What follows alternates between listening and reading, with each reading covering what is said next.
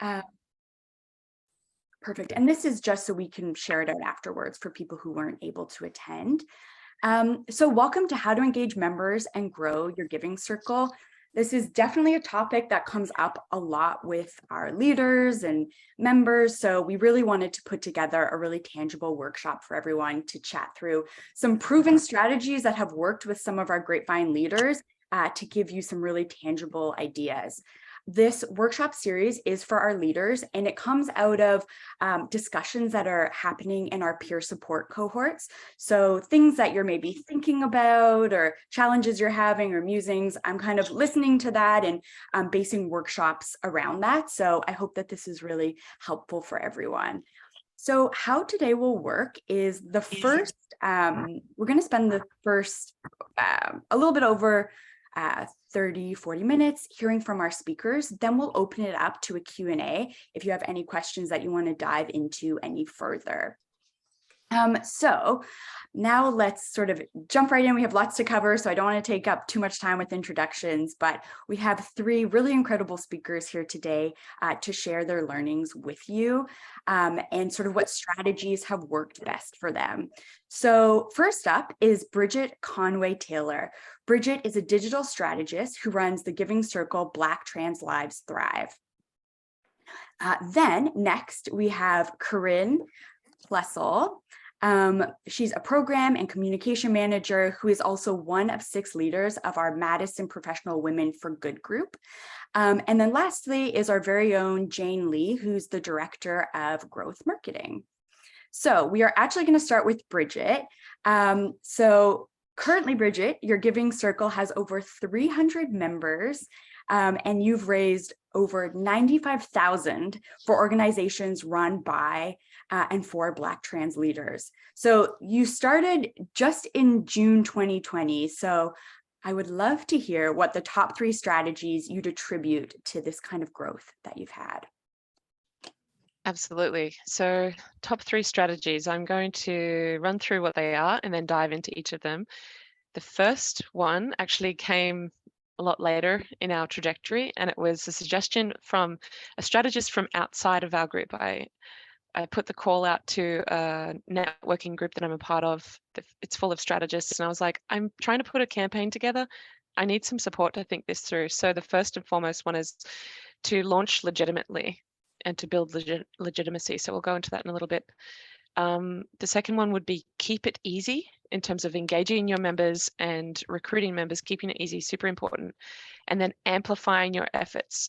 If you are like me and you are a solo facilitator, it can expand into a lot of work over time if you are growing your circle. So we'll dive into each of these. Firstly, launch legit. So I recruited the initial group of members that we started with from my own personal friendship circle, people that I was already in community with. And if you're able to do that, that's great, because that initial network of people will give you legitimacy because they know who you are, they trust you, they want to follow you, they said yes to you for some reason. So I launched with a group of people that already knew me. I had been working, doing organizing things or running events or involved in community already for years. So people trusted me. They knew that I was a producer by trade and that I would get things done on their behalf. And I would promise them, going into number 2, I promised them that I would keep it low maintenance and super easy and make it affordable, so that it would not become a massive effort to give year round. So just before I get into keeping it easy, one of the things that I took care to do was to set up our Grapevine page carefully to make sure that it had enough information on it, that it was as robust as possible before I invited them into it. And making sure that your new, your very first people and any new people understand how to get involved, keep the steps as easy as possible, pin the steps to the top of the page. And then also in terms of launching legitimately, launch this on your own social media channels. Again, if you have a profile, if you're a person that has any level of influence in your community, be it the community that you're recruiting from or the community that you're giving to, leverage your own profile, leverage your own power, leverage your own reputation. And so that's what I did for the first 6 months, or it was probably not even 6 months, but I was basically just promoting this on my own social media channels, as were those initial members. And it wasn't until a little bit later that I realized that I should just launch some social media channels for the Giving Circle as well, and we'll get into that in a sec. Second strategy, keeping it easy. So to that point, I created the social media channels for the Giving Circle. So I created Instagram and Twitter. And Twitter's just there to sort of like accommodate anyone that's in that arena. I'm not a big Twitter person. Most of the community that I was targeting is on Instagram, and that's where I have, you know, my personal pages there, and people are able to like see who I am there. So Instagram for me is a lot easier. So depending on like where the watering hole is for your community, figure out if they're on Facebook, figure out if they're on Nextdoor, figure out if they're on Instagram, wherever it might be, TikTok, and focus on building up that social media channel so it's easy for your members to follow it and share the posts that you put onto that channel.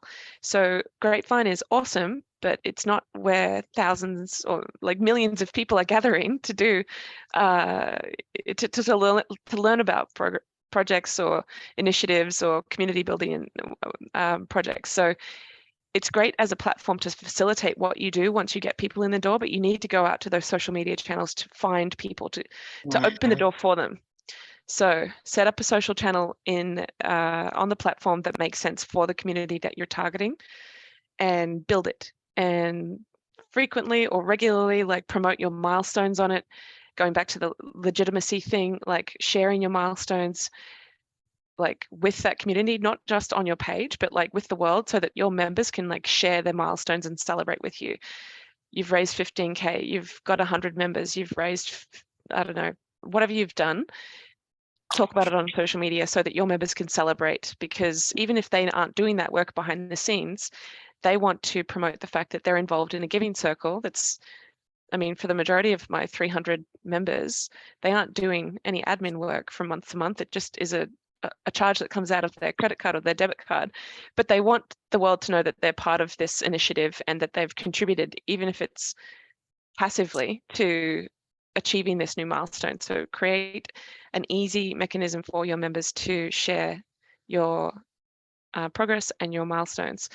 And also in the spirit of keeping things easy, when we have a big pivotal like fundraising moment, be it our anniversary in the summer or Giving Tuesday or another moment throughout the calendar year where we're really trying to do a big membership push, just DM as many members as you can. So follow your members if you know who they are on your social accounts, and then DM them, because sometimes your content gets squashed. Sometimes people aren't paying attention. Maybe they aren't looking at your page as the most frequent one, and it just doesn't come up on their stories.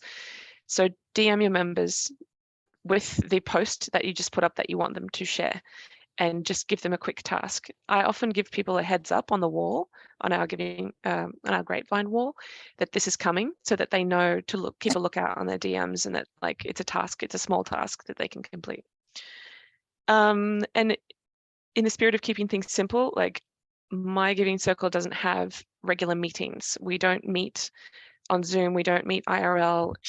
In terms of keeping the bar low, we just decided you can join from anywhere, all over the country or all over the world. Really, my sister's a member from Australia. As long as you're able to like use a card to contribute as a member, great. But you can sort of take your hands off the wheel. You can do it passively. You don't need to participate. You don't need to like. You don't need to like get involved. So that's something that has worked well in terms of longevity of members. Nobody's feeling that ambient guilt to sort of like show up and participate and contribute.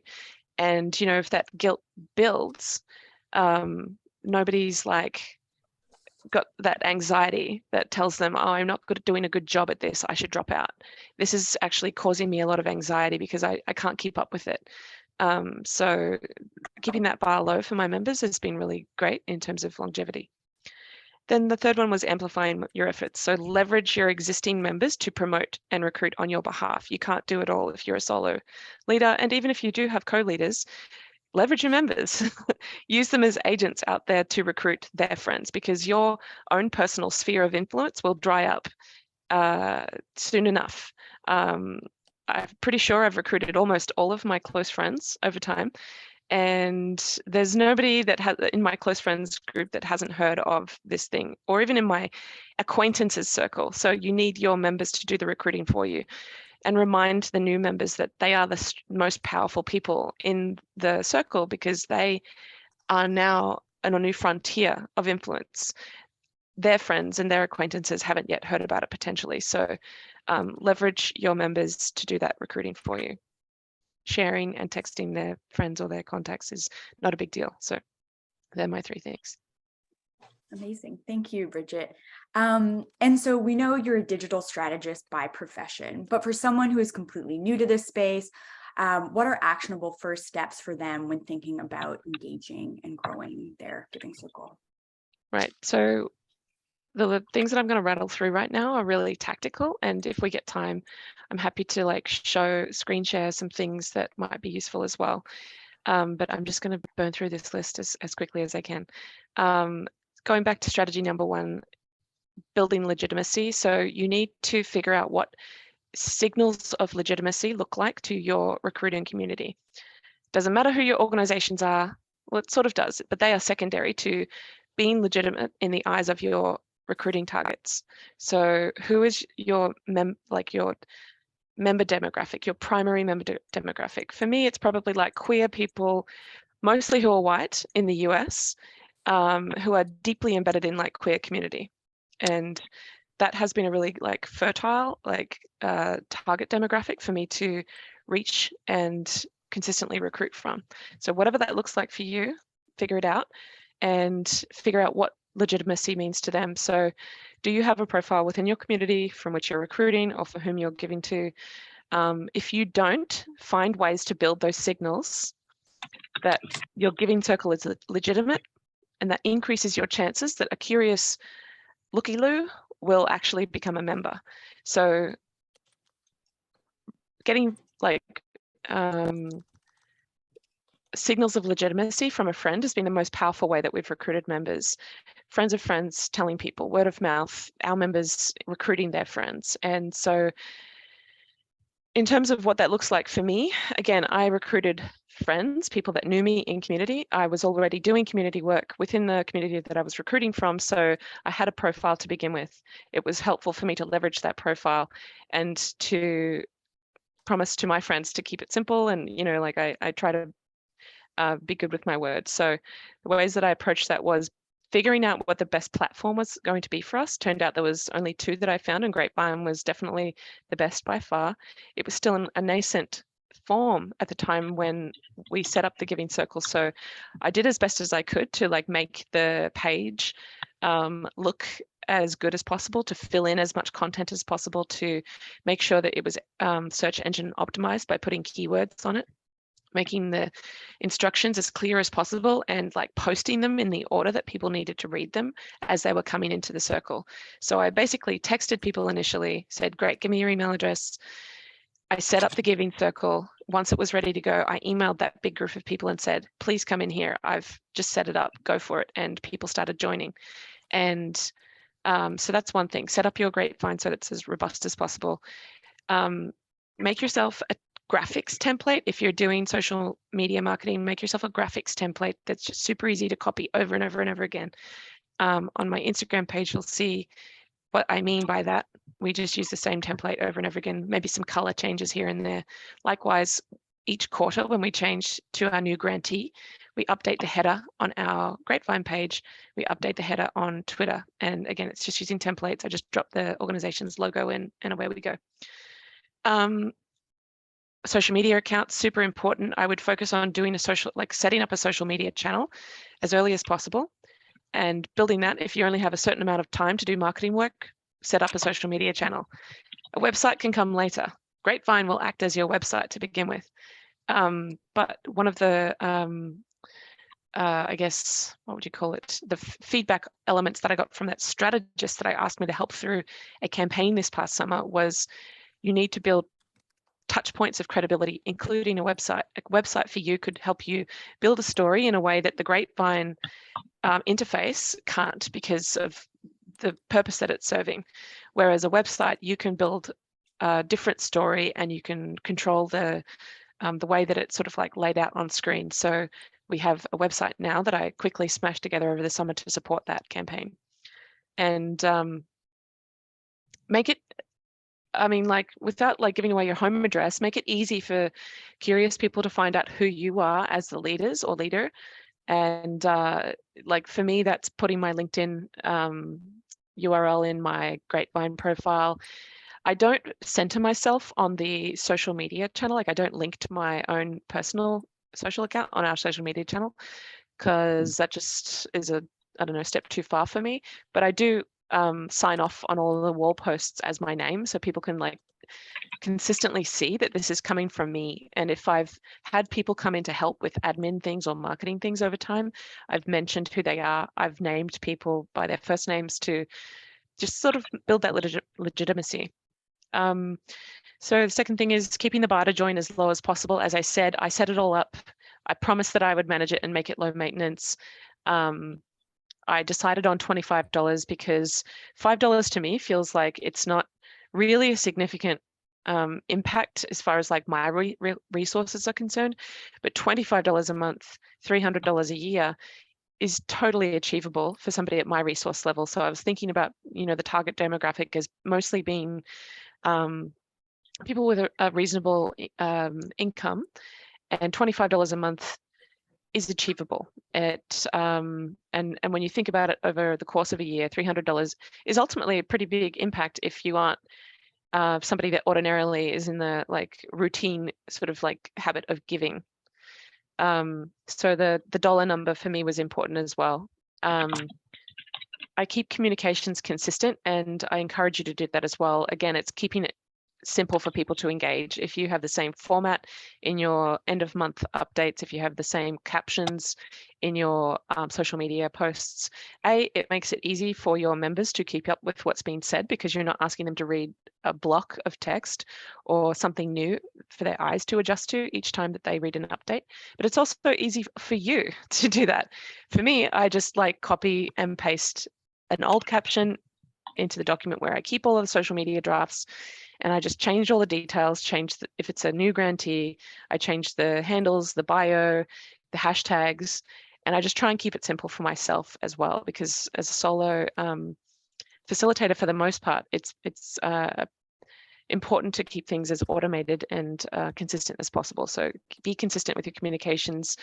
Don't make people read essays. Say what you need to say in a graphic with as few words as possible. Plan ahead. So to that point of automating things and keeping things simple, for me, especially if I'm working solo, like putting reminders in my own calendar to do that admin work. So I have reminders for myself to do like quarterly, open up the voting round and to like announce the new grantee quarterly. I have end of month reminders in my calendar to do end of month push on socials and to do a recap on the wall. And over the summer, I recently had like kind of like an intern assistant person like come in to help me out. So we meet, I don't know, every other week to have a co-working session and figure out what graphics we need to make for the end of month push. And so they work in Canva for me now, and I do the text, and then we sort of like collaboratively decide, cool, this is great, thanks. And that's it. Yeah, in terms of planning ahead, like figure out what your communications are going to be. Our communications are centered around the end of month, like the monthly cycles of giving. And we do a new grantee every quarter. So that's like what it looks like for me. You might have a different cycle of communications, but just know what they are and plan ahead. I try and batch the graphic design. So if there's like calendar moments throughout the year, I mean, I have templates now, so I can go back to last year's Giving Tuesday templates. Like I can go back to last year's Juneteenth templates. I can go back to last year's end of year push and just figure out what didn't make the cut, maybe figure out if there's a new take on a message that I would like to use this time and go from there. But I'm trying to just reuse what I already have rather than creating new stuff all the time. And if you know it's coming, it gives you, time to get ready in advance rather than just like Juneteenth hits and you haven't got anything ready to like get into the slipstream of messaging around that day. And people, honestly, I'm a bit of a skeptic around Giving Tuesday, but it seems to work. You put something out there into the world and people will join. If you encourage people to join on a day that's like a big a giving day throughout the calendar year, it will literally happen. And promote it to your friends. So if you're just starting out, promote it to your friends, and especially ask people within your target member demographic who have lots of followers. So for me, that meant influencers in a, like, I don't know, Instagram ecosystem who have large followings, who are queer people and people within my like kind of social network who could vouch for me and promote the work that we are doing. And so any time that we get like a big campaign off the ground, we do one once a year for our anniversary in the summer. I try and like do as big a push as possible and put that bat signal up as high as possible. And it really helps to have people with big followers like throwing their weight behind you. Hi, mister. Right on. Good, what's All going right. on? So that's all I have at the moment for tactical suggestions for people who are just starting out. Amazing. Thank you so much, Bridget. And Bridget will be around at the end for the Q&A. So make sure to write down any questions you have or put them in the chat. So next we're going to go to Jane. Jane Lee is our Director of Growth Marketing. And Jane has helped to launch over 200 giving circles that we have as part of the Grapevine Network. So she is going to chat through some pieces of that. So over to you, Jane.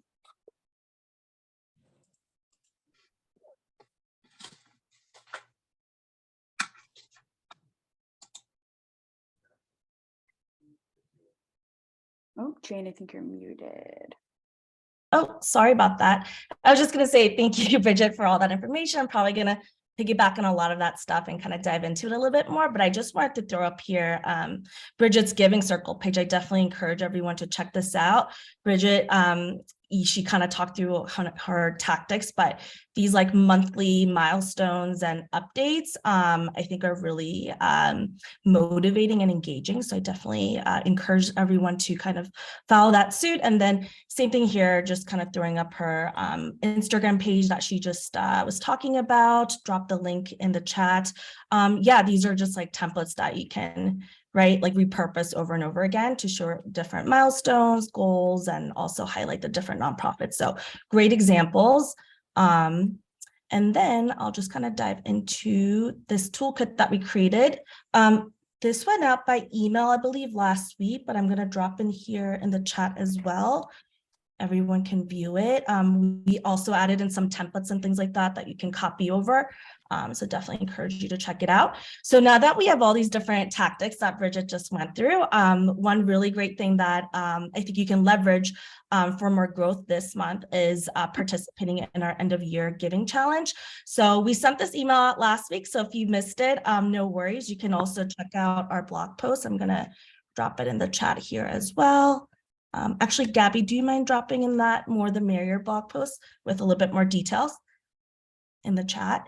Yeah, so we launched this last week. So for the full month of this, for December, we're going to be running a challenge for all the leaders and members.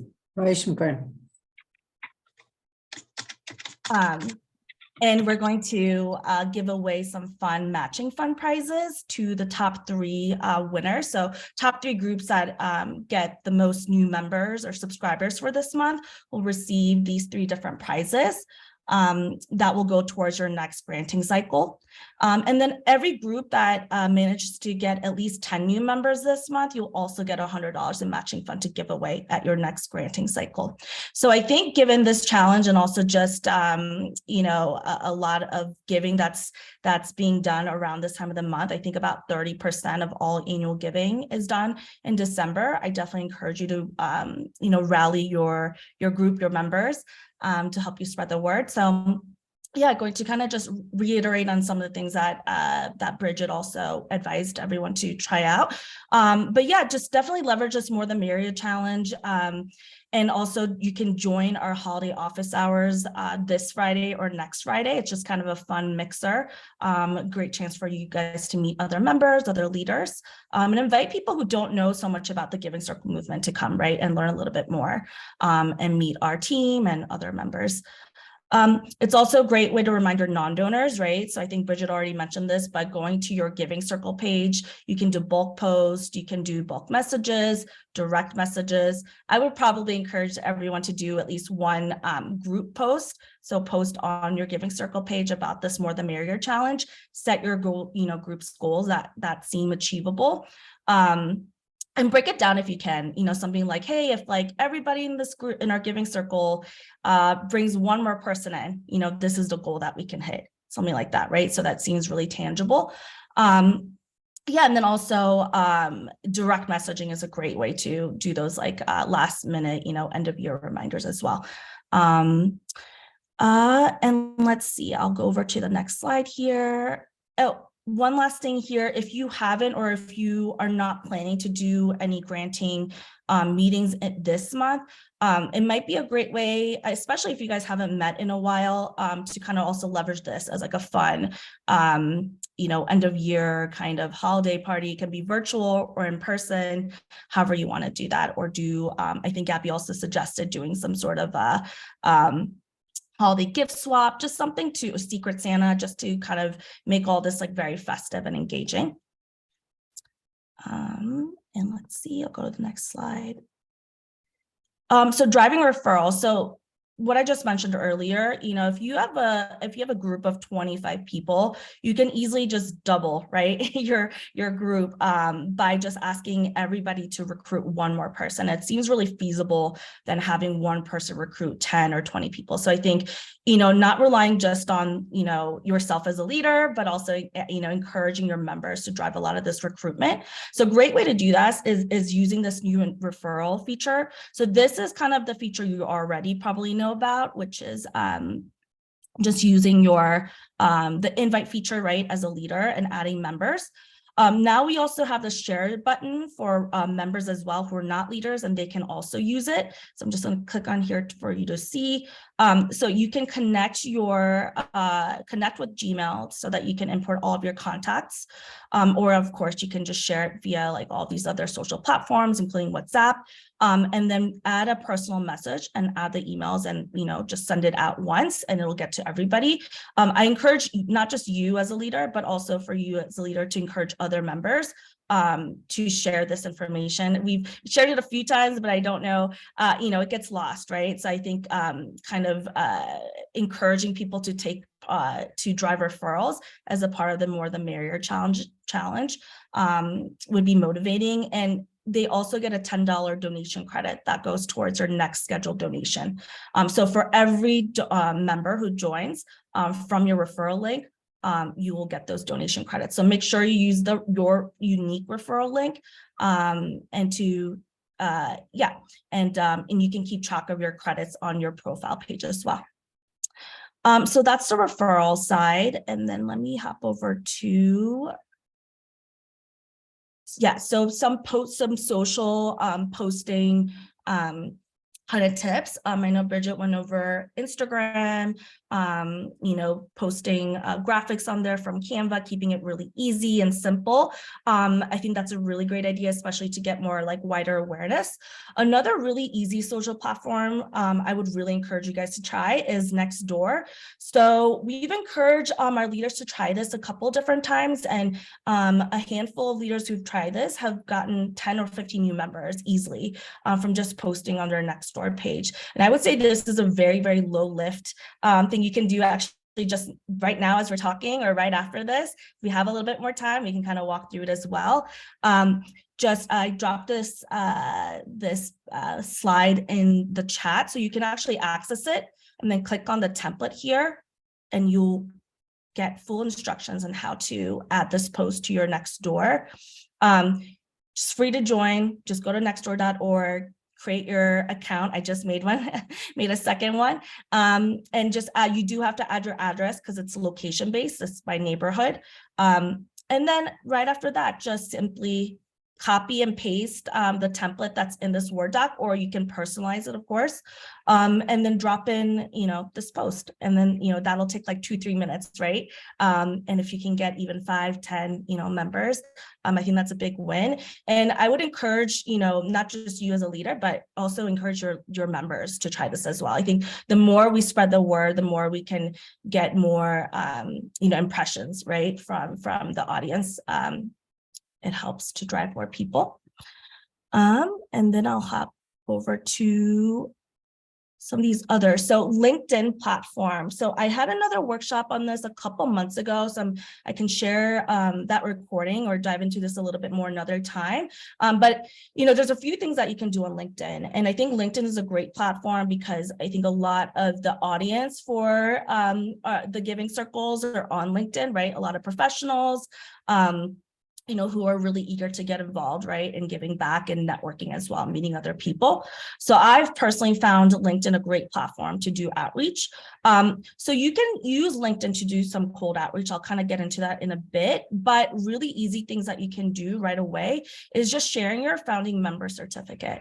So actually, I don't know how many people I'm aware of this new certificate. It's pretty new. And we developed this as we were creating new giving circles and driving members. And then we wanted to really recognize members who had donated as founding members and help them spread the word. So you can follow the instructions here, but all you have to do is add the SLUG/founding member certificate to your giving circle page. And if you've donated, you'll see something like, something like this. So right now I'm in the Cleveland Giving Circle. We've donated to this one from this account. So you'll see that you can create a certificate here. So you can change the background and, make your design and then create the certificate and then share it on your LinkedIn page or your social, any other social media platforms that you use like Facebook or Twitter. And we also encourage you, and it'll show up after you create, click on the create certificate button, but you can also then get your unique referral code that I showed you earlier, and then you can share that within your post so that if people do apply and join through that link, that you'll also get the donation credit. But I think this is a great way to add this credential to your LinkedIn, and also just share the word, right? Share that you're part of this great network. It's a really easy thing to do. Also, it only takes a couple of minutes. One thing I'll encourage you guys to also do is that when you're crafting that caption, we do have like a template that's embedded, but feel free to change it up, make it more personal, tag people. I think I've heard that you don't want to tag too many people because it can come across as too spammy. But if you have like 5 or 6 people in mind, right, who you think would be a really great fit, feel free to tag them and ask those people to tag people in the comment section. Another idea is a LinkedIn group. So we've actually had a few groups starting to do this. And this is a really great way for your members to drive more people to your group as well, right? So you just set up a LinkedIn group page, and then you can ask your members to invite like 10 people from the network to join the group. And that's also a very, very low lifting to do. And then let's see, I'll get into a little bit of the cold outreach. So this is an example of certificate, and then I'll just show you kind of really easily how you can use your LinkedIn to also send out some cold outreach. So like I said, we'll share the workshop video from last time that kind of goes over the lead generation side. You don't need any tools like Sales Navigator, things that I use. You can actually just go right onto your LinkedIn page, search for people. If you're location based, that's really easy, right? You put in your city. If you want to look for people in specific industries, like other realtors or people who you think would be a great fit for that group, look those people up using all those different filters that you would normally use to look up people on LinkedIn. And then every account, every LinkedIn user gets 100 connections that they can use up per week on LinkedIn. So you can use some of these LinkedIn connection templates that I use actually for cold outreach. and start sending out, maybe on a regular basis. You don't have to do all 100 messages a week, right? You can send out 10 messages a week, whatever you decide to do. Just keep it consistent, make sure you follow up, and make sure you're there to answer any questions. Okay, I'll keep going now. Facebook, Instagram, Twitter, I'm not going to get too much into this. I think Bridget did a really great job kind of talking over this. We'll send you some examples. Check out the Black Trans Lives Thrive pages. I think they're great examples. Check out Canva. It's free to use, and they already have great templates in there. If you want templates from Grapevine, we're happy to send it to you as well. So just let me know. So here again, you can share your certificate on here. Make sure to tag us at Grapevine Giving anytime you post. That's really helpful for us. And then we'll help amplify by resharing. You can also try creating a Facebook group similar to LinkedIn group, right? So creating a group and then inviting all of your members and then asking your members to invite more people. And I think this is a great tip here is just pick 1 or 2 channels. You don't have to do all of this or you can divide it up, right? I don't think, one person, one leader can do everything. So I would definitely encourage everyone to kind of split up these tasks and delegate it out. And then a few last tips here. And I think actually, Corinne, you might be really great at explaining these further because we took some examples that the Madison Professional Women for Good has done. So raising wider awareness. We've had a few groups engage in some local press. So we do have a press release template that we can share out. It's also linked here, so you can go into the doc there to take a look. So craft a press release based on that template, and then create a list of some local media contacts. You can look it up on Google. You can ask your members to see if they have any personal connections, but really just start reaching out, right? Your local newspapers, local blogs, things like that. And then the last one is also having your workplace share about your involvement. I think a lot of companies are proud, right, to share what their employees are doing and accomplishing. So I think this example here, Corinne, I'll kind of let you to explain how you made this all happen, but just start sharing with your workplace, right? Whatever like your communication channels are at work, whether it's like a discussion forum, an email thread, Slack, whatever that is, start sharing with people like, hey, I'm part of this great group and it's, this is what we're doing. And I encourage everyone to, join and just start telling people about it at workplaces, and then tell your HR or your marketing team too, right? And ask them if they will reshare, help you amplify your participation. I think every workplace is really thrilled about people participating in philanthropy and giving back. And oftentimes a lot of companies also do matching donations. So that's also another tactic too, is that definitely send your tax receipt to your workplace and see if they'll help you double, right, your donation. So I'm going to pause there. Thank you, Jane. Yeah. That's wonderful. Thank you so much. And I noticed Corinne and Trisha, who actually did those 2 LinkedIn page examples we showed, those are actually company pages, not group pages. So there's kind of 2 ways you can go there, but it seems like both of yours are company pages. So those are great examples of that.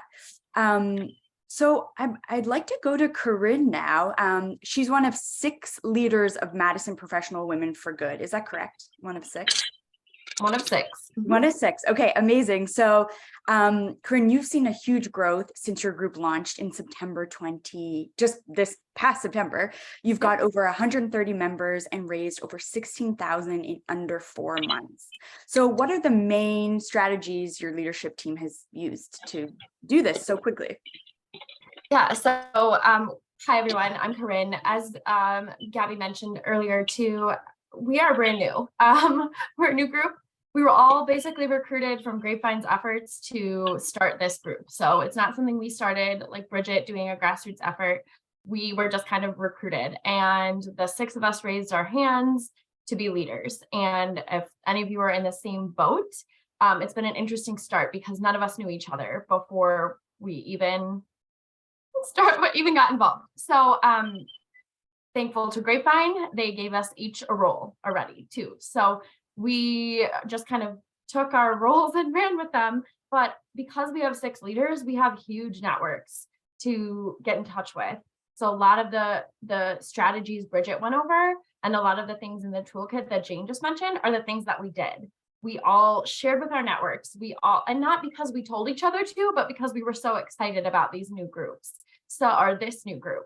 So we all leveraged our own networks to really gain traction. Gabby mentioned we have over 130 members. I will caveat that with that is not 130 subscribers. So we don't have everyone giving yet, but we love that we have such a captive audience in our Grapevine platform. So the person on our leadership team who is responsible for quote member recruitment has also been in charge of DMing directly through the Grapevine page to give as a reminder. So we just ended our grant cycle the end of last month. And so before that closed, she reached out to every person who was already a member who hadn't donated yet and said, we'd love to add you to this effort. Please consider donating.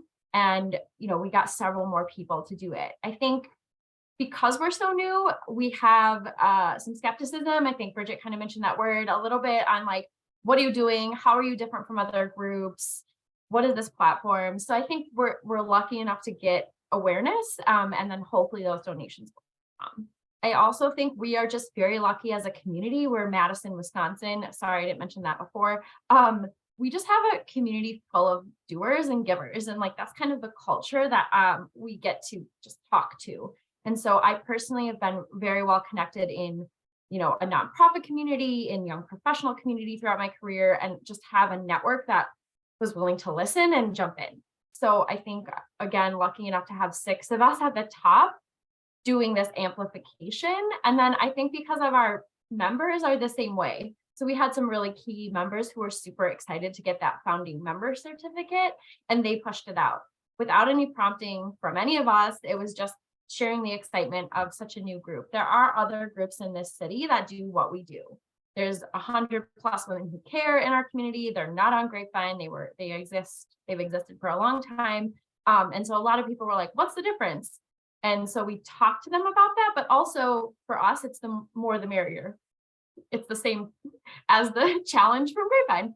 We were like, what's the harm in having multiple groups doing this great work? So I think we had to do a little bit of clarification, but also just in general, we've been successful just sharing with our own networks and having our members do it organically.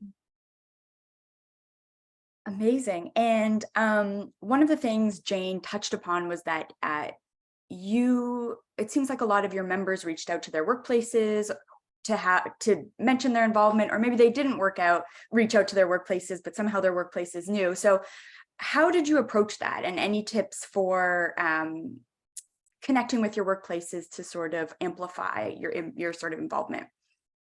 Yeah, again, lucky enough to work in a place that has a culture of just sharing what great things their employees are doing.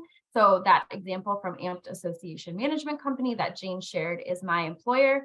I just post a lot on LinkedIn. So they were like, can we share this? And I said, absolutely. So lucky to, again, work for a company willing to promote. And we have employees all over the United States. And so it encouraged other people to look up on Grapevine if there were communities in their location. So I know we even recruited members for other groups because we just have other members in different locations. So again, I didn't have to do much prompting, but I think it's a great idea to continue to improve our amplification strategy. And because we're so new and getting people just to get to know about us. So I know one of our leaders owns her own company. So she's the one behind their social page promoting it. So I think we have some advantages with our leadership group, but I would highly encourage not only our leadership group, but our members to talk to their companies and see what they can do about promoting us. I think we're really lucky since we just had our first Gather and Grant event that we can put a little bit of social proof behind our name now that says, we raised this much, we have this many members, and we gave to this organization. So we're on that sort of next step of promoting who we are and what we're up to. Great. And the last thing I just want to ask you about, I'm just going to share here, is you recently got some local press in a business publication, business report. So can you talk about how you did that and any suggestions for getting local press? Yeah, for sure. Again, you're giving me a lot of credit, but all I did was post on LinkedIn, and my post went, quote, local viral. So I made a post that said, I'm a member of this group, and a ton of people liked it or shared it or commented. And it got a reporter from that publication, saw it and said, I want to talk to you about this. I do this week or this monthly report on groups, doing good in the community. So we were very lucky to have that person see it and get that press, because we know we got at least, well, for sure, admitted one member from it. I know there's more that got eyes on it, but they were the one that it got published on a Thursday and our event was the next Monday. So we were really lucky on timing. We had people reaching out, and right now it's doing us a lot of good in finding venues for our in-person events, because now we have some more stamps of approval on a publication in the business world that says this group is legitimate. They're looking for people to host them for free. Please reach out. So I'm very lucky to have that happen for us. But what it has done is shown us the power of the newsworthy moments for our group. So I'm really happy that Grapevine has put out that press release template. Again, with Bridget mentioning milestones and sharing as much as possible, your members are going to want to share the good they're doing. So we are also trying to navigate social media, which are brand new channels, and then also do some PR around the great giving and the great work that our group is doing. I will say one of the strategies I didn't really mention earlier about growth is similar to Bridget talking about flexibility and getting members to just put down their credit card and they don't have to get super involved. We have taken a similar approach as to knowing that professional women are busy. And so we are open to people being a donor only, but we also want to give them the flexibility of attending our quarterly events. So we are currently in the process of surveying our current members on what timing of day works best for them for our next event. So we're going to switch between evening events and breakfast events. There's school drop-offs, there's kid activities after, we know there are things that are going to affect women in the workplace and how their families function. So we're trying to be flexible there, but then also adding hopefully a hybrid option. So Madison area spans a lot of smaller communities, and we want people to be able to participate even if they can't drive or attend a physical event. So we're hoping that flexibility that's offered allows more women to be involved. And we're also lucky on timing as far as kind of coming out of a pandemic. People are interested in getting back together and networking. And so we found that advantageous for attendance. Our first event, we had 30 to 40 women. So awesome to have that many in a room, but I think there's just kind of an appetite for that. So we've seen a lot of success, and we're just doing this on the fly. I will admit that we are just throwing spaghetti at the wall and seeing what sticks. And we are very, very proud and pleased with the results, but I can't tell you, we all got together and had a strategy session. We just were like, what are your roles? Are you okay with that? Let's keep going. Because we didn't have a lot of time before our first cycle ended to really get things organized. We are feeling good and we are happy to continue working on a strategy, but for now we are, again, very happy with what we were able to accomplish. Amazing. Thank you so much. And so many good tidbits in all of this. And I love that what you said about rotating the meetings so that sometimes they're earlier in the day, sometimes later, to sort of accommodate flexibility. That's a great pointer. So we've got 10 minutes left. So I'd love to open it up for questions right now. So feel free to raise your hand or just unmute and jump in, or you can put it in the chat and I can read it out. But I just wanted to make sure we had some time for questions. Questions or even things to share too, things that you've done on the fly. I think that's how we learn, right? Yeah. I wanted to bring up one additional point that I forgot to mention, and that was I didn't start with any long-term thinking. And the largest that I was thinking about was, okay, 10 people by the end of the year will have given $3,000. That'd be so cool. In 1 year, $3,000. And very, very quickly it scaled up. And so it was a good 6 months before I was like, I should think about what this means if like there's 100 members or 200 or 300 or 400. How long is it going to take me to get to 10 grand? How long is it going to take to get to 100? And so it was at that point, 6 months in, that I started setting longer term goals. So you might want to think about doing that as well. And if it feels small to begin with, those early sort of like members are going to grow and they will scale. So like, just give it time and be patient. Yeah. And we've got a great question from Diana, actually. How do you get your current members to engage? And Corinne, this might be a really good question for you because Diana is also part of a group that we started. So there would have been members in that group, and there might have been a bit of a delay between when members were invited in and leadership got up and going. So how do you suggest engaging those people who have maybe been there for a little bit?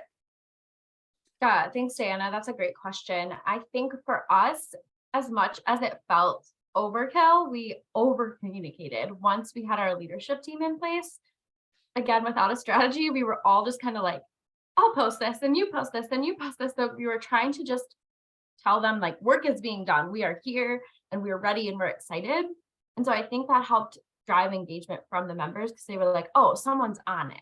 Like this is happening now. So it was very exciting to see that movement. And now one of our leaders is assigned, of course, to member communication. And so we try and keep it a little more organized. But even with our short window and cycle coming to a close and our first event, just date randomly picked, hope people showed up. We over communicated. We literally were like, we want you to be there. Sorry, we can't have a hybrid option because it's too short, but please show up. And I think because we did so much communicating, we even heard from people at our event, like, thank you so much for all of the emails and all of the updates, because we just weren't sure what to expect or what was happening. So for us, the over communication was the best thing we could have done to engage members in those initial stages. And we used the Grapevine polling feature a lot in our group to get direct feedback from our members. We're really appreciative that we now have that RSVP feature for the events. But because we, again, are still navigating how we should function, we put a poll out there about, as I mentioned, timing for our next event. We already set a date because of our cycle, but we want people to know, like, you have a say in when we meet. We want you to say what works for you. And then really just trying to put out the messaging that they can go to our LinkedIn page, go to our Instagram, and then do more with their own network. So we're not pushing as hard on that piece, but at least we're trying to get some traction that says, like, you can have some social proof on this side of things to push out about our community. Great. Gabby, so we're new, East Tennessee Foothills, but we found that a lot of the emails we initially sent wound up in people's spam because we used Grapevine.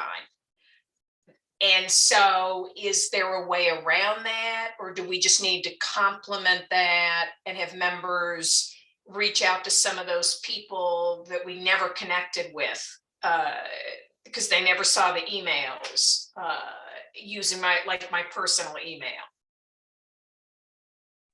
Yeah, I think in the members tab, you know how you can download a CSV with people's emails. I definitely think, Ellen, this is a great point.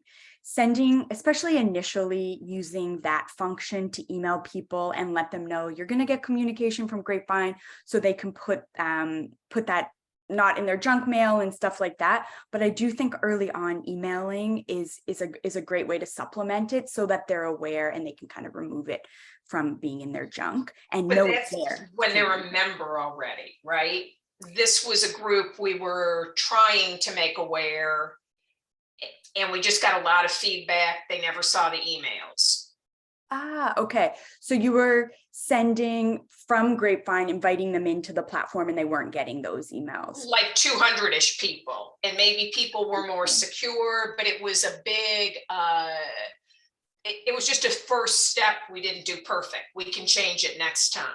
Gotcha. Yeah, that's a good point. And also sometimes I think I would suggest also doing smaller batches. I don't know how many you did at once, but sometimes if you're sending large batches of email, even through Grapevine, it's more likely to go to junk mail. So if you are onboarding a number of people at once, I would try and do smaller batches. Yeah. Like what, Gabby? 10, Like 15? 10. Okay. Yeah. Yeah. Those are Thank great. you. Of course. Yeah, those are great questions. Allison Bradshaw, we've got a question here. I don't know if you want to unmute it and ask, or if you want me to ask it. I'll go ahead and read it out. So a reoccurring issue I am hearing are questions about legitimacy and confusion between our groups, Women for Good versus Grapevine Admin, the platform. I am the communications lead for my group, and I have tried a mix of emails, Grapevine posts, social media, and GroupMe. Any ideas on how to make the distinction more clear and how to help build legitimacy in the times between our monthly in-person meetings? That's a great question, Allison. My recommendation here go is ahead. to use one of those channels for very specific reasons. So for our updates to our members, like our membership knows that the updates are coming on the wall. They will get a notification email about that from Grapevine that drives them hopefully to look at the full post on the wall.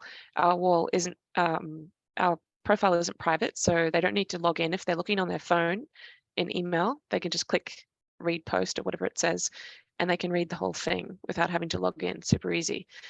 I give them a heads up there to keep an eye on their DMs. And the only time that I reach out to anybody on our social media channels to get them to take action and do anything is to share a post that's on the social media channel. So I'm never reaching out to anybody on that channel to say, hey, can you recruit 3 members by the end of the week, whatever it might be.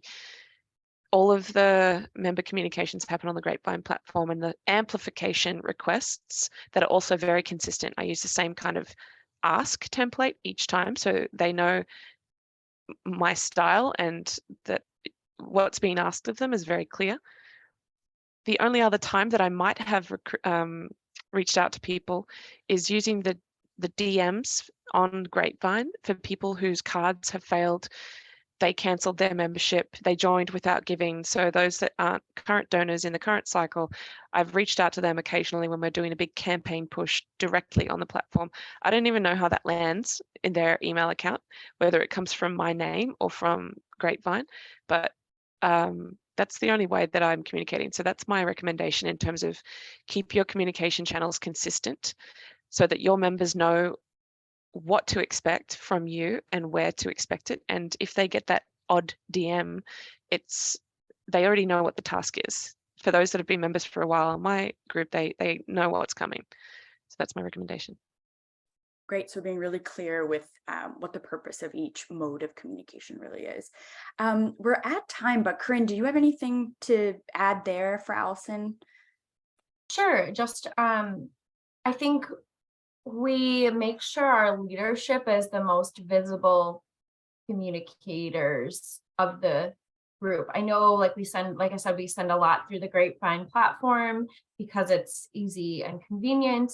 But when we talk about our group, Grapevine, we don't put Grapevine first. We say that we are this group and we are built on the Grapevine platform, or we use it to facilitate the donation process.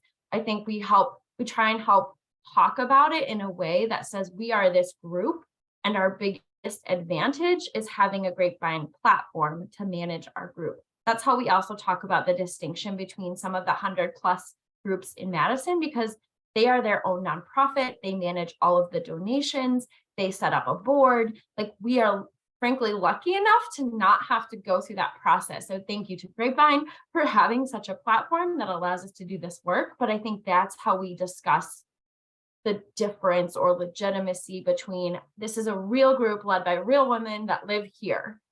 We are based on a platform that facilitates the money or the donation process. And then an area for communication, of course. Yeah, that's a great response to what Allison's asking, because we're really, in the case of the groups we set up, we're really setting them up, launching them, and giving you the keys to run them and how you want to. So it's a great distinction that we're the tech platform and you are the people running this group, you know, how it makes sense. So we're at the end now.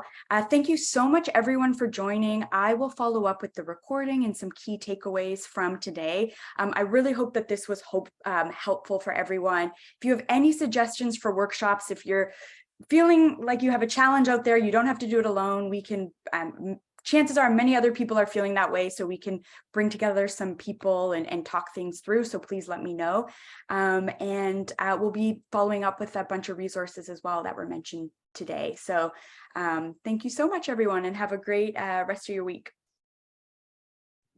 Thanks, Gabby. Thanks, Jane. Thank you. Thank Thanks, you. Corinne. Thank you very much. Good luck, Awesome. everyone. Bye. Yeah, thank Bye. you. Bye.